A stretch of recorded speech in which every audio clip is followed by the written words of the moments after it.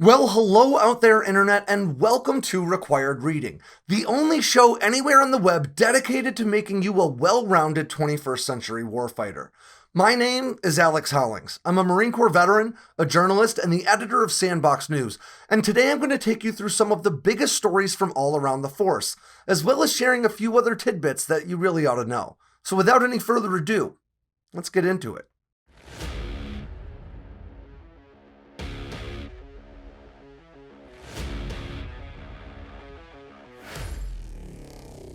Now, how many of us have sat up late at night in the barracks with our roommates talking about our brilliant ideas that were going to make us millionaires one day?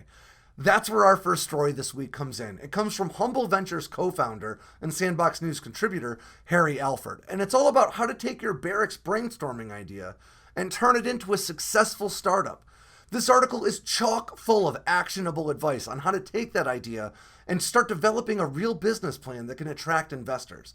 I could never do this story justice if I tried. I highly recommend that you give it a read, especially if, like me, you had plans of getting out of service and doing something big. Now let's move out of the barracks and all the way up into low Earth orbit for our next story, because that's where the Space Forces recently accused the Russian military of testing an anti-satellite weapon. Now why does that matter? First, because that's exactly the sort of threat that the Space Force was established to counter. Second, because it informs the international dialogue about the militarization of space. Now, ever since America got the ball rolling on founding a Space Force, we've been accused of militarizing space. But as I point out in my article this week called Russia's Space Weapons Test and the Militarization of Space, space has been a military theater since the days of Sputnik. And even America's own Apollo program was really a military exercise aimed at securing the ultimate high ground. Now, although America did just recently establish the Space Force, both China and Russia have had space-specific branches of their military dating back to 2015. Russia's branch actually dates back to the 1940s. So when we're talking about the militarization of space, it's really important that we add some international and some historical context. I highly recommend that you give this article a read, especially if you're interested in the idea of combat operations in outer space. Now let's head back down into the atmosphere for our next story called The Stealth Fighter That Wasn't, Why We Keep Getting the F-117 Wrong. Now, I grew up loving the F-117 Nighthawk, or the Stealth Fighter, as we all came to know it, but the truth is the Stealth Fighter was never a fighter at all. It was really the first ever stealth bomber, but it was given that F designator, even the F prefix in F-117, as an effort to attract fighter pilots to this advanced program. Now, this article is a really good read for anybody interested in military aviation or military history, but it's also very interesting from the vantage point of perception affecting reality. I highly recommend you give this one a read. You can find it on Sandboxx News right now. Let's keep going from there all the way down to the Persian Gulf and the Strait of Hormuz off the coast of Iran. Now, a few years back, Iran built a 2/3-ish scale replica of an American Nimitz-class aircraft carrier. They claimed it was a prop for a movie, but soon they started using it for military training exercises and propaganda.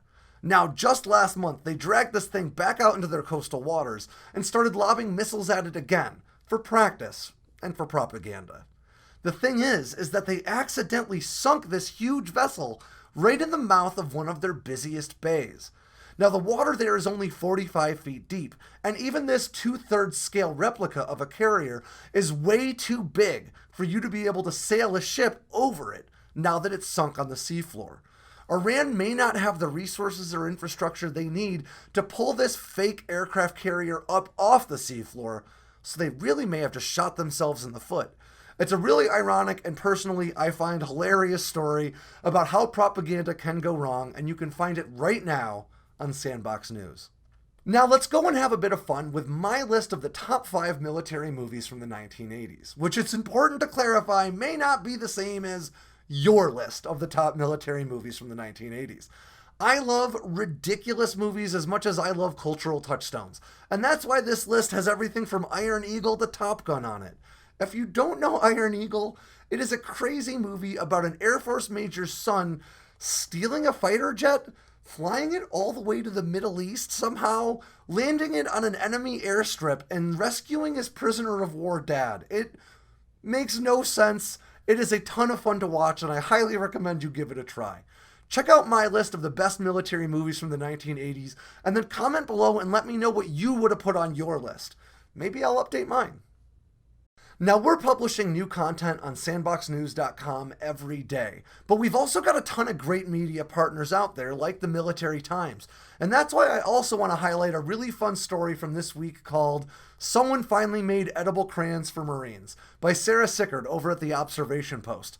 I definitely recommend you give this one a read. It's good for a good chuckle, and if you, like me, maybe a Marine who's eaten a few crayons over the years, it'll definitely make your day. And if you, unlike me, are in another branch and just like calling Marines crayon eaters, it'll be fun for you too.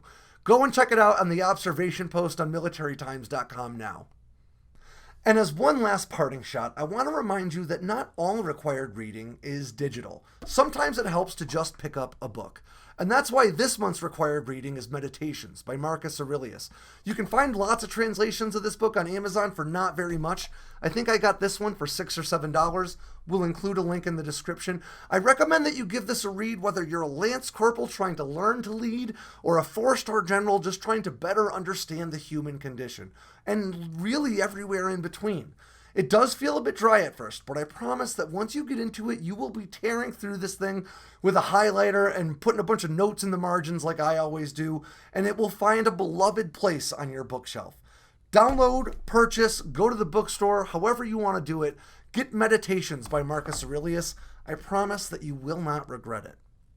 And that's it for this edition of Required Reading. I want to remind you to go ahead and like and subscribe down below. If you hit that bell notification icon, it'll let you know anytime we release new content, and we have got some great stuff in the pipeline for you. Make sure you swing by sandboxnews.com every day for the latest in news, motivation, and entertainment from all around the force. And of course, thanks for stopping by.